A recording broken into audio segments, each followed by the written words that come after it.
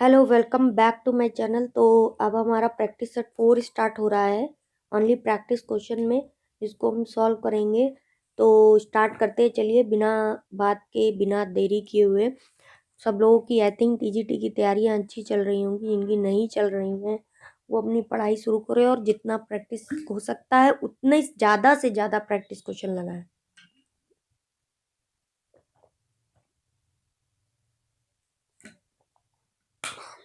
ठीक है, चलिए। तो ये रंजीत सिंह के प्रैक्टिस पेपर हैं, जैसा कि दिख रहा होगा आपको। चलिए 4 प्रैक्टिस पेपर लगाते हैं। मैं आपसे ये तो नहीं कहूँगी कि डेली प्रैक्टिस पेपर इस चैनल पर आपको मिलेंगे, बट हाँ, आपको प्रैक्टिस क्वेश्चंस मिलते रहेंगे, ये है। जिस दिन से डेली मिलने लगेंगे उस दिन से मैं आपको ये बोलूँगी कि डेली मिलने लगेंगे, ठीक है। चलिए आइए सॉल्व करते हैं। फर्स्ट क्वेश्चन है हमारा, द फर्स्ट बुक, फर्स्ट किसकी बात कर रहा है? बुक की। That was written under the influence of renaissance in England. Right, questions बहुत बार पढ़ा होगा। फॉर्मेशन रेनेसा के बारे में सभी लोगों ने मोस्टली पढ़ा होगा।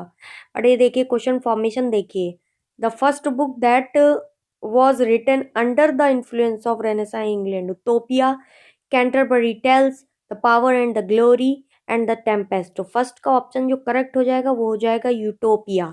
यूटोपिया ऑप्शन जो है वो करेक्ट हो जाएगा। 1516 के अराउंड में लिखी गई है, जो कि इन्फ्लुएंस थी किसकी? रेनेसा के इन्फ्लुएंस। रेनेसा इंग्लैंड में जो रेनेसा हुआ था उससे प्रभावित थी, उनसे इन्फ्लुएंस थी।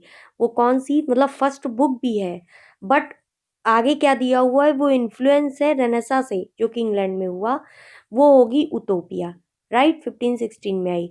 नेक्स्ट क्वेश्चन है, we who wrote Utopia? Thomas Malory, Thomas More, Thomas Rowe and Thomas Eliot. तो सेकंड का ऑप्शन जो करेक्ट होगा बी, थॉमस मोरे।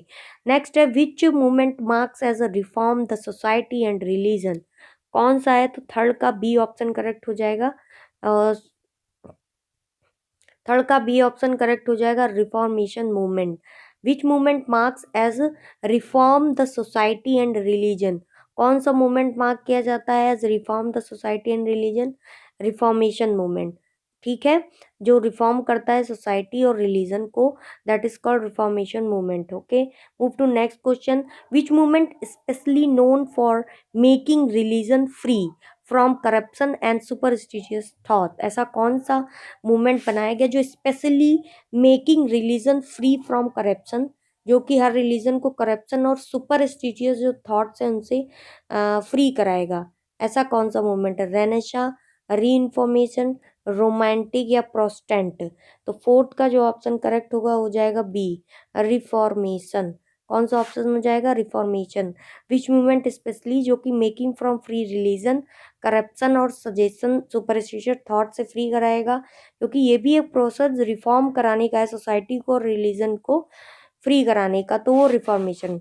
नेक्स्ट है fifth question, at the time of reformation movement English king was dominated by? जो reformation movement जब चल रहा था उस टाइम पे जो इंग्लिश किंग थे वो किससे डोमिनेटेड थे? Roman Catholic church, Protestant, all of these, या पॉप से? तो फिफ्थ का जो ऑप्शन करेक्ट है वो ए, रोमन कैथोलिक चर्च से रिफॉर्मेशन मूवमेंट जो है वो उस समय डोमिनेटेड था। नेक्स्ट है हमारा, in which century violent clashes were found between Catholic and Protestant? Six का ऑप्शन हो जाएगा कि इन विच सेंचुरी, किस सेंचुरी में वायलेंट क्लासेस पाए गए थे कैथोलिक और प्रोटेस्टेंट्स के बीच में? तो सिक्स का जो ऑप्शन करेक्ट हो जाएगा वो करेक्ट हो जाएगा सी, 16 सेंचुरी के अराउंड प्रोटेस्टेंट्स एंड कैथोलिक्स के बीच में क्या पाया गया था? क्लासेस पाया गया था। आपने जॉन मिल्टन को पढ़ा होगा। जॉन मिल्टन को जो आपने पढ़ा है तो आपने उन्होंने उसमें देखा, उन्होंने जॉन मिल्टन ने पम्पलेट्स वगैरह भी लिखे हैं, वो पढ़े हैं ना, वो मोस्टली प्रोटेस्टेंट और कैथोलिक से ही रिलेटेड है। तो 16 सेंचुरी के अराउंड में पाया गया था वॉलेंट क्लासेस प्रोटेस्टेंट्स और कैथोलिक्स के बीच में। In which century there were series of events in England? किस सेंचुरी में सीरीज ऑफ इवेंट्स जो है वो इंग्लैंड में थे? 15, 17, 16 एंड 18। तो सेवेंथ का बी ऑप्शन, 16 सेंचुरीज में सीरीज ऑफ इवेंट्स थे। रीजन था कैथोलिक्स और प्रोटेस्टेंट्स के बीच में जो क्लासेस हो गए थे, इसीलिए series of events 16th century में भी थी, और क्लासेस जो प्रोटेस्टेंट्स और कैथोलिक्स के बीच हुई थी वो भी 16th सेंचुरी के अराउंड हुई थी। Who has the authority on England church before 16th century? Who has the authority किसके पास थी इंग्लिश चर्च की बिफोर 16th सेंचुरी? तो 8 का ऑप्शन जो करेक्ट हो जाएगा डी, पॉप के पास थी। बट 16th सेंचुरी में चर्च इंग्लैंड इंग्लिश के दौरान चर्च रोमन किसके पास थी? रोमन कैथोलिक चर्च के पास थी। और रोमन कैथोलिक चर्च और प्रोटेस्टेंट्स के बीच में 16th सेंचुरी में क्लासेस हो गए थे। और बिफोर रोमन कैथोलिक चर्च किसके पास थी? पॉप के पास थी। ठीक है ना, यानी सीक्वेंस हमारा जो बनता है pope and then Roman Catholic church and then हमारा आता है प्रोटेस्टेंट्स के बीच में। ठीक है, तो ये तो थे हमारे 16th सेंचुरी के अराउंड थे, और ये 15th सेंचुरी से बिफोर 15th सेंचुरी होंगे। ठीक है, चलिए move to next question. Which movement in England the churches broke away from the authority of pope and Roman Catholic church? तो ये रिफॉर्मेशन ही होगा इसका ऑप्शन का आंसर। रिफॉर्मेशन के दौरान जो है पॉप से जो चर्च थी वो किसके अंडर में आ गई थी? रोमन कैथोलिक चर्च के अंडर में आ गई थी। रिफॉर्मेशन जो था वो reformation means reform the society and religion and eradicate superstitious thought, right. जड़ से उखाड़ दिए थे जो सुपरस्टिशियस थॉट थे उनको, इन सब पे वर्क कर रहा था रिफॉर्मेशन मूवमेंट। ठीक है, नेक्स्ट आता है हमारा कौन सा question? 10th question, the event which happen in reformation movement were related to European. ठीक है, तो 10th का जो ऑप्शन करेक्ट होगा इनमें से कोई नहीं, none of these. Move to next 11th question कह रहा है a character which remain almost unchanged throughout the story is called. जो करेक्टर अनचेंज रहता है throughout the story, unchanged character, unchanged character throughout the story is called round character, dramatic character, caricature या flat character? तो मेरे हिसाब से इसका option जो करेक्ट होगा वो फ्लैट करेक्टर ही सही होगा। Unchanged through out the story, a character which remains almost unchanged throughout the story is called a character which remains almost unchanged throughout the story is called flat character. Okay, move to next question. What is closet drama? Drama to be read but not performed, not acted, to drama to be read only. So drama to be read only, that is called a closet drama. ये question last year TGT में आ चुका है। What is closet drama? तो closet drama means that drama which we can read only, not performed. Okay, move to next question. A correct term for a person of a material outlook and indifferent to culture is?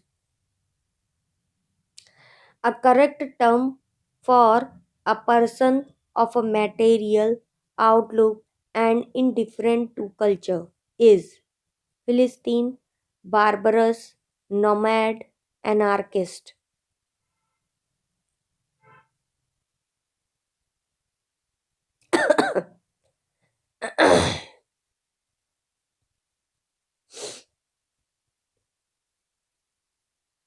13 का जो option correct होगा वो A correct हो जाएगा, फिलिस्तीन। 13 का जो option correct हो जाएगा फिलिस्तीन, क्या करेक्ट हो जाएगा?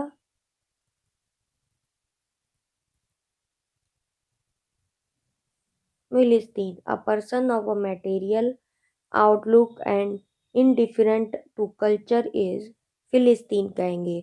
अ person of a material and different to culture जो होगा वो फिलिस्तीन कहा जाएगा। Autobiography means a life history of a person written by someone else, a life history of a person written by himself, a life history of a person reflected in his writing, a life history of a person created and painted by himself। बताइए, तो ये तो नहीं होगा, painting by नेवी नहीं है, as reflected in his writing written by himself. तो कौन सा ऑप्शन करेक्ट हो जाएगा? 14 का B, a life history of a person written by himself. ठीक है, move to next question. Myth comes from Greek mythos. Myth जो टर्म है वो आया है ग्रीक वर्ग माइथोस से। माइथोस से आया है। Imagination, children stories, a story, plot, true और invented, characters from the past.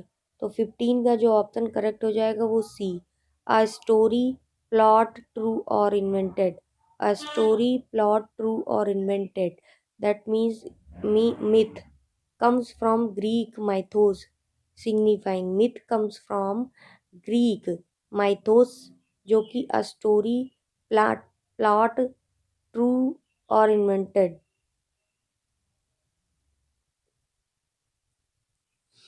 Which of the following has an episodic structure? Biography, history, both of the above, neither of the above. Which of the following as a episodic structure किसमें होता है? History में या biography में? 16 का option C, दोनों में, biography और स्टोरी दोनों में एपिसोडिक स्ट्रक्चर होता है। ठीक है। A complex plot must contain peripeteia, anagnorisis, anagnorisis, both. A complex plot must contain,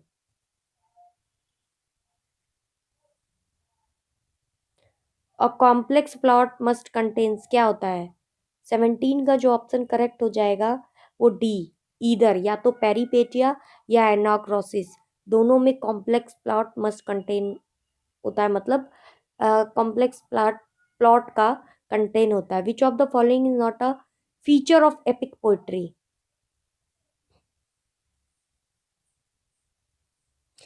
ये जो पेरिपेटिया एनाक्रोसिस है ये ट्रेजिडी के टर्म है, ये ध्यान रखिएगा। किसके टर्म है? ट्रेजिडी के ही टर्म है, एनाग्नोरिसिस या पेरिपेटिया, दोनों ही टर्म आप लोगों ने बहुत अच्छे से पढ़े होंगे। Which of the following is not a feature of a epic poetry? Which of the following is not a feature of epic poetry? Unity of plot, a noble hero, iambic metre, it is narrated. Epic poetry के कौन से plot नहीं है?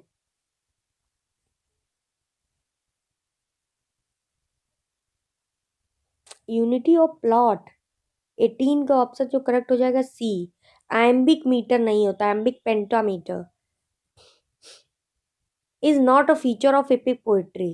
तो 18 का जो option C correct हो जाएगा। Choose the correct figure of speech in the following sentences. The camel is the ship of desert. तो इसका ऑप्शन मेटाफर करेक्ट होगा, 19 का ए। नेक्स्ट है, choose the correct figure of speech in the following sentences. The quality of mercy is not strained, it dropped as the gentle rain from heaven.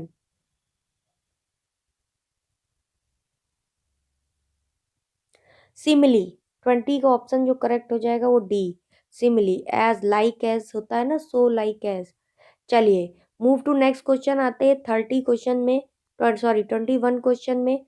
और 21 question हमारा क्या कह रहा है? Choose the correct figure of speech in the following line. like a like a patient uh, etherized upon a table,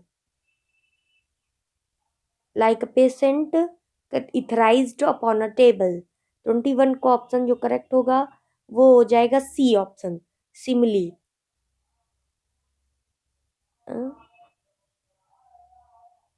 simile option, like, like word आया है, so word, as word और like word, ये तीनों ही word जहाँ होते हैं वो क्या होता है? Figure of speech simile.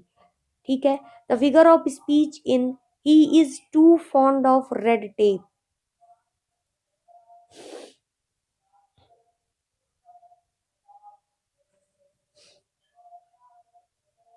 He is too fond of red tape. तो the figure of speech in he is too fond of red tape, simile, metonymy, oxymoron, personification।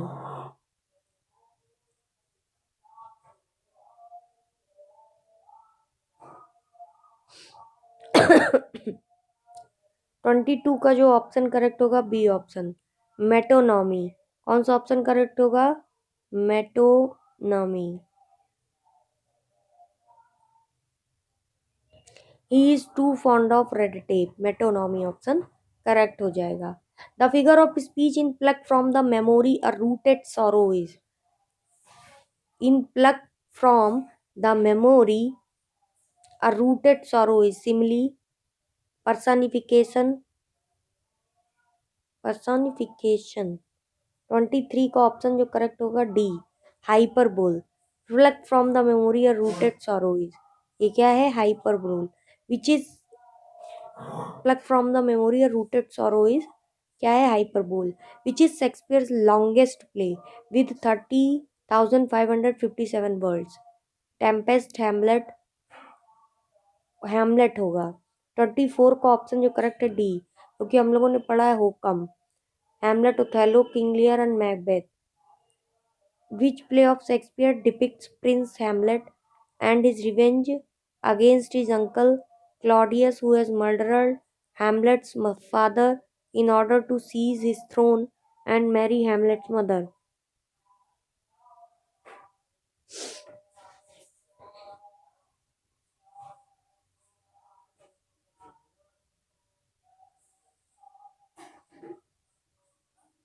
25 का जो ऑप्शन करेक्ट हो जाएगा वो D option, Hamlet.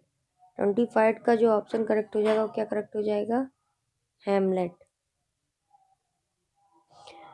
Hamlet's father in order to seize his throne and marry Hamlet's mother. Which play of Shakespeare depicts Prince Hamlet and his revenge against his uncle Claudius, who has murdered Hamlet's father in order to seize his throne and marry Hamlet's mother? क्या हो जाएगा? Hamlet. Shakespeare's play Hamlet is set in 26 Denmark. Which play of Shakespeare has been described as the world most filmed? ये वाला समझ में आ गया होगा ना 26 से। 27 को देखते हैं क्या कह रहा है। Which play of Shakespeare has been described as the world most filmed story after Cinderella? कौन सा शेक्सपियर का प्ले डिस्क्राइब करता है the world most filmed story after Cinderella? The world most film story after Cinderella, Romeo and Juliet, Tempest, Twelfth Night, Hamlet. Romeo and Juliet I think. 27 का जो option correct है D, D का ऑप्शन। अच्छा, Hamlet describe करता है as the world most filmed story after Cinderella. अच्छा, which of the following, 28 question, which of the following worked as a source of Shakespeare's Hamlet? Hamlet का source क्या होगा? Saxo Grammaticus, Gesta Danorum. B option, D सारे ही हैं। चलिए देखिए नया आया, अभी तक बुक्स में हमने यही पढ़ा था, सेक्सो ग्रामेटिकस जेस्टा डेनोरम। पर देखिए लीजेंट ऑफ एमलेथ भी है एंड यू आर हेमलेट भी है। लीजेंट ऑफ एमलेथ भी है, यू आर हेमलेट भी है। लीजेंट ऑफ एमलेथ, सेक्सोग्रामेटिकस जेस्टा टेनोरम भी है, source of Hamlet and Ur Hamlet भी है, तो डी ऑप्शन करेक्ट है। नेक्स्ट आते हैं, which of the following actor played the title role of the first performance of many of Shakespeare's play including Hamlet, Othello, Charles third and King Lear? तो which following actor played the title role in the first performance? Richard Burbage, Edward Alleyn, Richard Robinson, Nicholas Tooley. 29 का जो option correct है वो Richard Burbage. 30 question, with this key Shakespeare unlocked his heart, the words are from?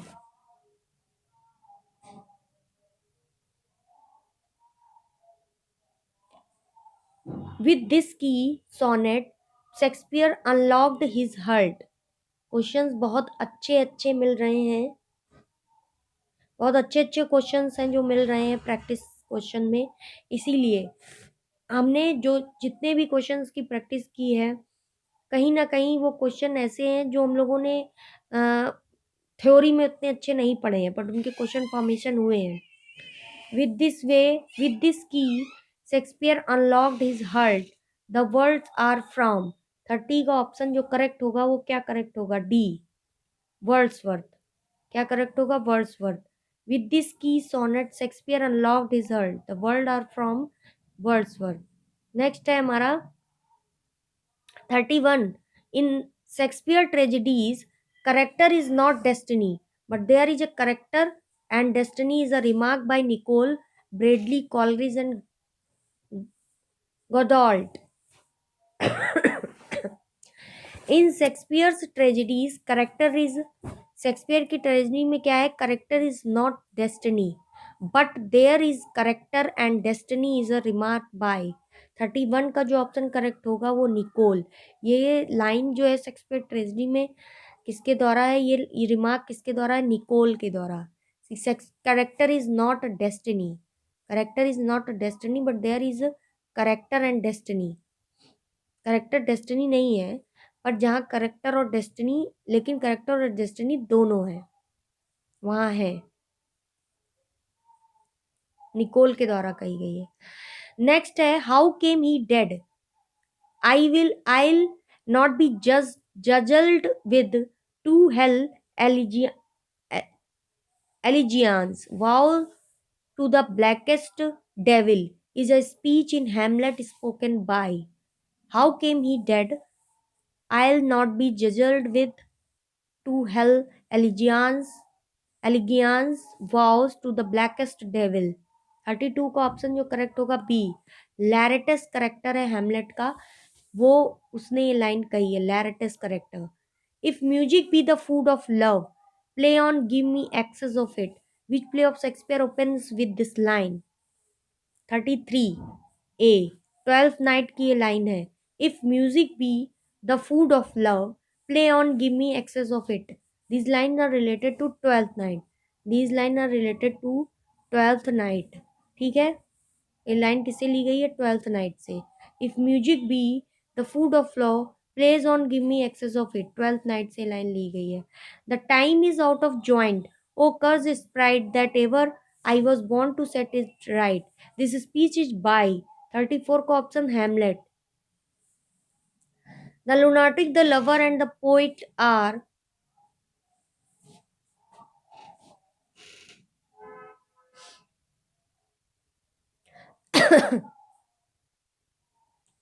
the lunatic, the lover and the poet are of imagination all compact, these words of Shakespeare are taken from।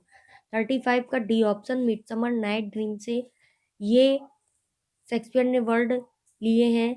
The lunatic the lover and the poet, the lunatic and the lover, the lunatic the lover and the poet are of imagination all compact.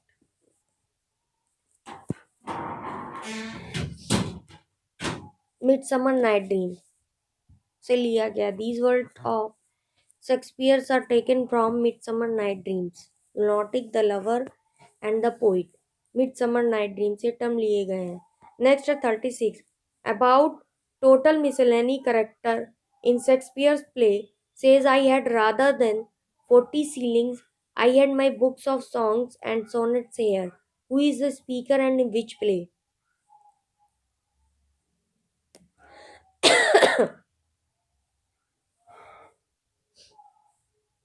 36 का जो option correct होगा वो होगा 36 का option जो correct होगा A option correct हो जाएगा। Slender in the Merry Wives of Windsor, Slender in the Merry Wives of Windsor से लिया गया है। Rather than 40 shilling I had my books of song and sonnets here, Merry Wives of Windsor से line ली गई है। इसे ली गई है मेरी वाइफ्स ऑफ विंडसर से। नेक्स्ट आते हैं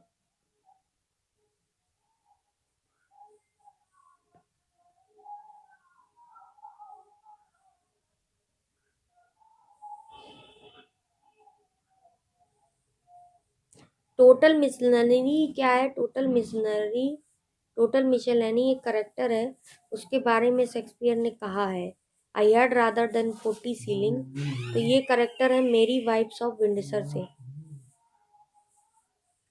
37 Hamlet dilemma in act third and scene first, to be और नॉट टू बी, ये लिया गया है एक्ट थर्ड सीन फर्स्ट से। 37 डी ऑप्शन, टू लिव और टू डाई, टू लिव जियो या मरो। मीन्स है इसका यही, टू बी और not to be, to be और not to be, to live और टू डाई, टू लिव और to die. Venus and Adonis by Shakespeare is written in 6-line stanza, but the Rape of a Rookie is composed in 7-line stanza.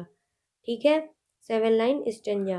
Shakespeare dedicated his poem Venus and Adonis and their Rape of Lucrece along with his 126 poem to, किसको dedicate किया है ये पूछा गया है। Dark lady, is publisher earl of Southampton या Ben Johnson. तो 39 का जो ऑप्शन करेक्ट हो जाएगा सी, अर्ल ऑफ साउथहैम्पटन को डेडिकेट किया है। Which time Wordsworth refer to in these lines from Prelude, Europe at that time was thrilled with joy, France standing on the top of golden hours and human nature seeing born again. The period of French revolution से लिया गया है। Okay, चलिए ये 40 question आपके complete होते हैं। Next lecture में 40 क्वेश्चन और कंप्लीट होंगे। तब तक के लिए स्टे ट्यून रहिए और चैनल को सब्सक्राइब भी करते जाइए। Thank you so much guys.